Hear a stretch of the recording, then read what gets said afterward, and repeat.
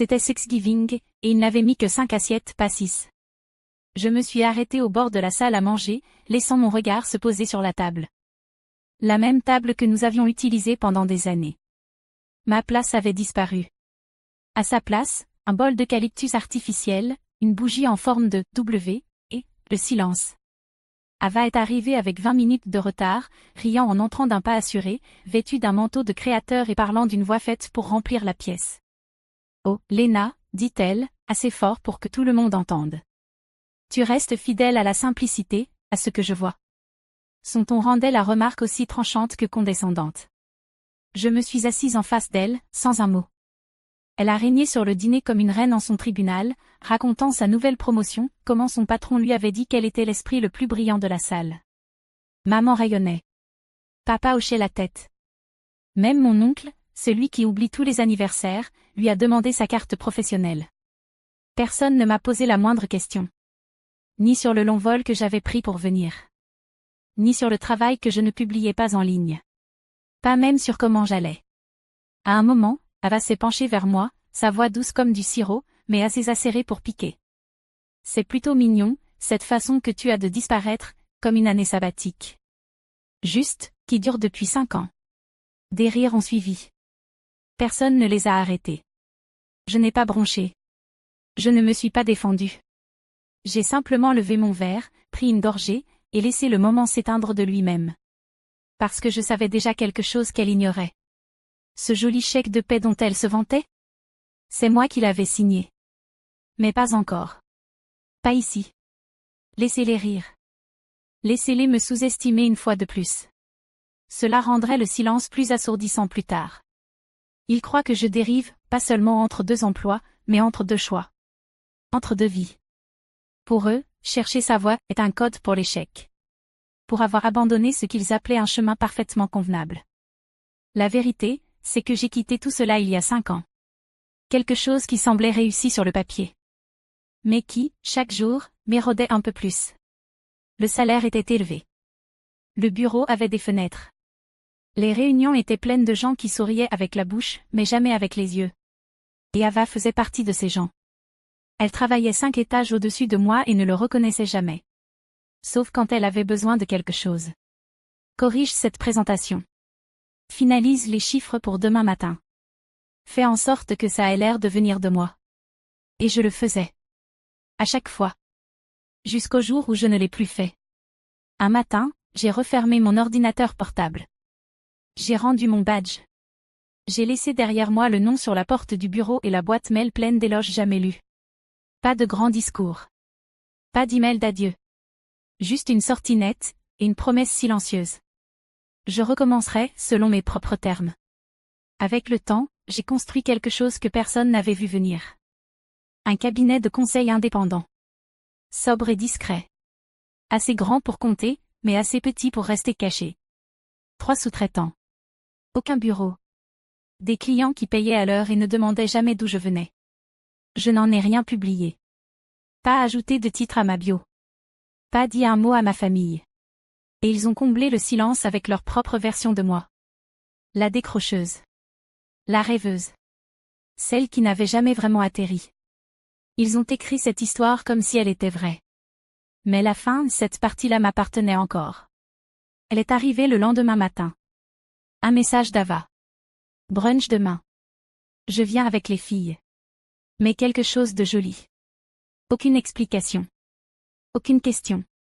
Juste une directive déguisée en paillettes. J'ai fixé l'écran un long moment. Je ne l'avais pas vue hors des réunions familiales depuis des années. On n'avait jamais pris un café. Jamais passé un coup de fil. La dernière fois que nous étions seuls, elle m'avait demandé si je faisais encore du freelance, exprès. Une part de moi voulait ignorer son message. Une autre, non. Parce que je savais déjà où elle travaillait. J'avais revu les chiffres trimestriels de son département 2 semaines auparavant. Mon cabinet avait été engagé pour résoudre des inefficiences. Et elle faisait partie du problème. Elle ne le savait pas, bien sûr. Mon nom n'apparaissait que sur les contrats. Sur les validations. Sur les bulletins de paie. Elle pensait que j'étais invisible. Alors j'ai répondu. Bien sûr. À quelle heure? Elle a répondu instantanément, comme si elle s'attendait à ce que j'obéisse. Pourquoi pas Hazel and Pin? Sois à l'heure. Hazel and Pin. Évidemment. Le genre d'endroit où les gens vont pour être vus. Vaisselle blanche immaculée. Fenêtres inondées de lumière. Serveur qui vous appelle par votre prénom et vous poste sur l'Instagram du café. J'ai posé mon téléphone et suis allée à mon placard. Je n'avais pas besoin de quelque chose d'élaboré, juste des lignes nettes, des chaussures solides, et une tenue assez tranchante pour découper une table si nécessaire. Elle voulait un spectacle, je lui en offrirais un. Mais pas dans le rôle qu'elle m'avait attribué. Hazel and Pin sentait le zeste de citron et l'ambition polie.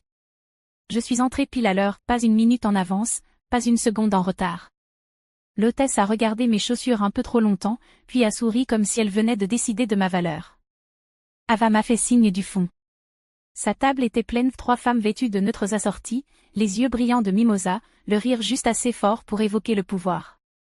Quand je me suis assise, personne ne s'est levé pour m'accueillir. Ava a à peine levé les yeux. Salut, dit-elle, comme si tirer sur le mot le rendait plus doux. On parlait justement des applis de rencontre. Lena est hors ligne, elle pense sûrement encore que Sweeper, c'est pour les cartes bancaires. Elles ont ri. L'une d'elles, Chloé, je crois, a penché la tête et demandé. Et toi, tu fais quoi? Avant que je puisse répondre, Ava s'est penchée. Elle explore, tu vois. L'âme d'abord, les tableaux Excel ensuite. Ce genre de liberté, c'est rare. Ce n'était même pas cruel en surface, juste une condescendance soigneusement emballée. J'ai remué mon thé. Le serveur est arrivé avec les menus, mais Ava l'a écarté d'un geste. On prendra le menu fixe. Elle est avec nous. Ce dernier morceau, elle est avec nous, a frappé plus fort qu'il n'aurait dû. Ce n'était pas de l'hospitalité, c'était une hiérarchie. J'ai regardé la table, leur montre, leur posture décontractée, leur certitude que je ne méritais ma place que parce qu'on me l'avait accordée. Je ne l'ai pas corrigé. Je n'ai rien dit du cabinet de conseil. Pas un mot sur son département, son salaire, ou le nom en bas du contrat. J'ai simplement souri, pris une gorgée d'eau, et plié ma serviette sur mes genoux. Qu'ils me prennent pour une inconnue. Cela rendrait la révélation d'autant plus marquante. Le brunch a continué comme prévu. Elles ont échangé des anecdotes sur des conférences et des clients, des partenaires inefficaces et des stagiaires qui pleuraient à la moindre remarque. Ava brillait, bruyante, lisse, théâtrale. Je l'ai laissé parler. Laisser passer les plats. Sourire quand il le fallait. Acquiescer quand c'était attendu. J'ai laissé vivre un peu plus longtemps la version de moi qu'elle avait créée. Puis, sans prévenir, le serveur est revenu avec un étui à addition en cuir. Il l'a posé devant moi. Déjà réglé, dit-il avec une aisance qui montrait que ce n'était pas une première. La carte de Caldwell Strategy s'en est chargée. C'est bien ça, la société? Ava a cligné des yeux. Attends, Caldwell? Qu'est-ce que? Le serveur, confus, a précisé. C'est la boîte qui a réservé. Caldwell Strategy. Compte partenaire. Ils sont souvent invités ici. C'est bien Ava, votre prénom? Son visage est resté figé un instant. Puis quelque chose a vacillé, un éclair dans le regard, la reconnaissance luttant contre l'incrédulité. Oui, c'est moi. Elle m'a regardé, vraiment regardé, pour la première fois de la matinée. Je n'ai pas scié. Je n'ai rien expliqué. J'ai juste attrapé l'addition, parcouru le montant à 0 comme si c'était habituel, parce que ça l'était. Une des femmes s'est penchée, intriguée. Tu es chez Caldwell? Ils font quoi? J'ai replié le reçu et l'ai glissé dans l'étui. On gère la performance, ai-je simplement répondu. Je me suis levée, et ajusté ma veste, et me suis tournée vers Ava avec un sourire doux comme de la soie. La prochaine fois, préviens si tu veux qu'on prenne le dessert sur note de frais. Ça t'évitera la surprise. Puis je suis partie, lentement, pour qu'elle ait le temps de ressentir chaque pas. Ce n'était pas la première fois qu'Ava voyait mon nom. Elle n'avait simplement jamais pris la peine de le lire. Des semaines avant le brunch, elle avait reçu une note de performance de la direction. Une évaluation standard bien formulée, avec des objectifs clairs. Elle s'en était vantée sur LinkedIn. Honneur d'être choisie pour cette initiative stratégique. Hâte d'évoluer. Elle n'a jamais mentionné la signature en bas. Elle, Caldwell. Associée. Elle était là, en gras, sur la lettre de mission de la société engagée pour analyser son département. Elle avait lu les points clés. Elle avait aimé la mise en page. Elle avait même cité une des phrases en réunion d'équipe. Mais la signature? Elle l'avait survolée parce qu'elle n'aurait jamais imaginé que Lena, la sœur qu'elle moquait pour ne pas avoir utilisé son diplôme, puisse être celle qui décidait de ses objectifs, de ses échéances, de sa prime. En bas du contrat. Les mêmes initiales. Le même nom. Lena Caldwell. Mais quand on passe des années à regarder quelqu'un de haut, on cesse de le voir clairement. On cesse d'imaginer qu'il puisse un jour nous devancer. Alors même quand elle l'a vu, elle ne l'a pas vraiment vu. Et maintenant, assise à une table qu'elle pensait posséder, me regardant m'éloigner sans élever la voix, elle a compris. Pas parce que je le lui ai dit, mais parce que la signature qu'elle avait ignorée venait de payer l'addition. Quand je me suis retournée vers la table, Ava souriait, trop grand, trop vite. « Attends, tu travailles là-bas ?» dit-elle en riant, comme si c'était un malentendu dont on allait pouvoir rire ensemble. Sa voix était légère, mais ses mains disaient la vérité, l'une posée sur son téléphone, l'autre tripotant le bord de sa serviette, pliant, tirant, pliant encore. Je me suis rassise. Je ne travaille pas là-bas, ai-je dit. Je l'ai construit. La table est devenue silencieuse.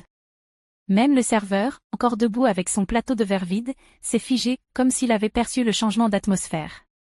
Ava a cligné des yeux 2 fois. Chloé, celle au rouge à lèvres parfait, s'est penchée en avant. Attends, tu es Caldwell?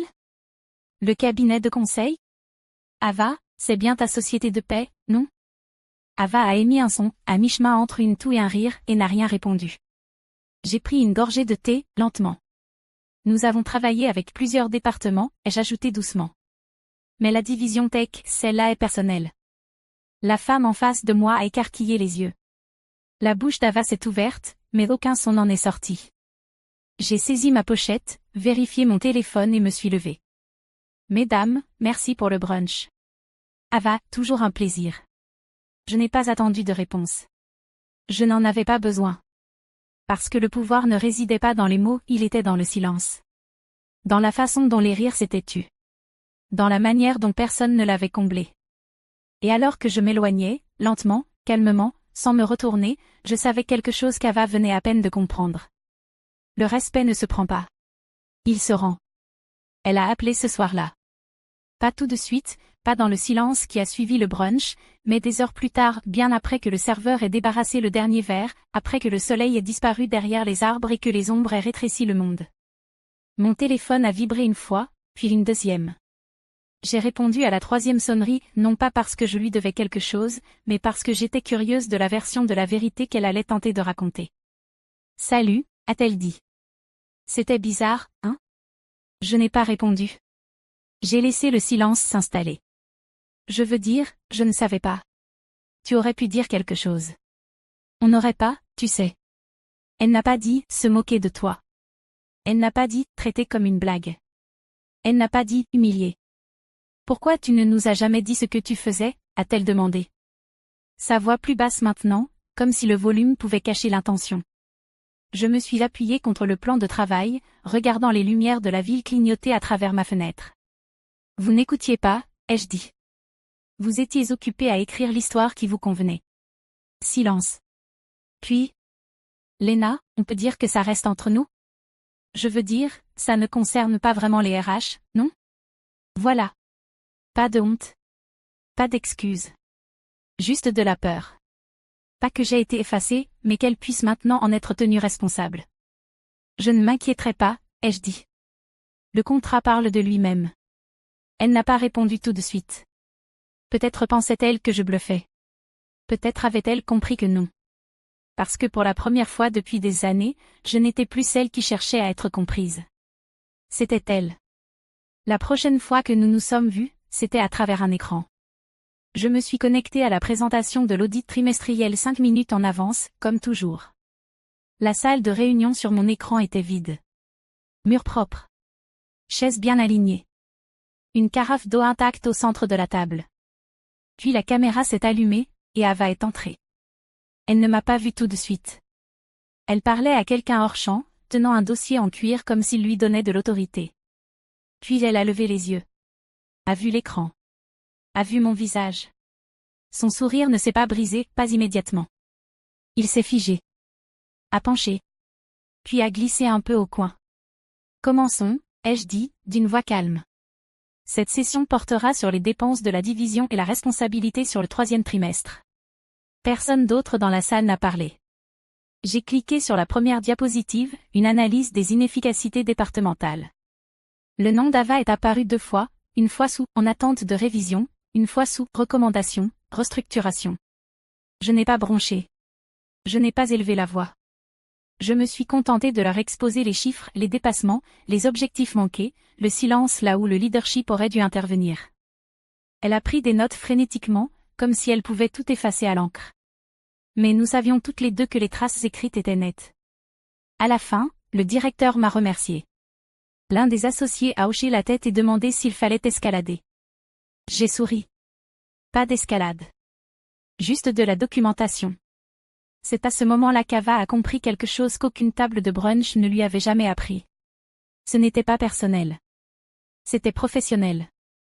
Et dans cette salle, sous ces lumières, avec ma signature déjà sur le dossier. Elle n'était pas ma sœur. Elle était mon sujet. Ça s'est fait discrètement. Pas d'annonce. Pas de voix élevée. Juste une note de service. Ava a été placée sous révision dans l'attente d'un audit complémentaire. Les mots étaient neutres, presque cliniques.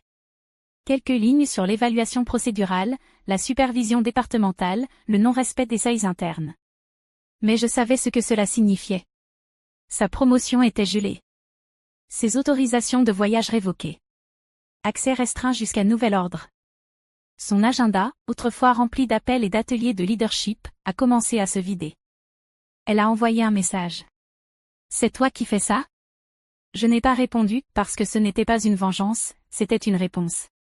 Elle avait joué un rôle dans un système qui partait du principe que certaines personnes ne comptaient pas, qui effaçait les travailleurs silencieux, qui récompensait la performance plutôt que la contribution, le bruit plutôt que la valeur.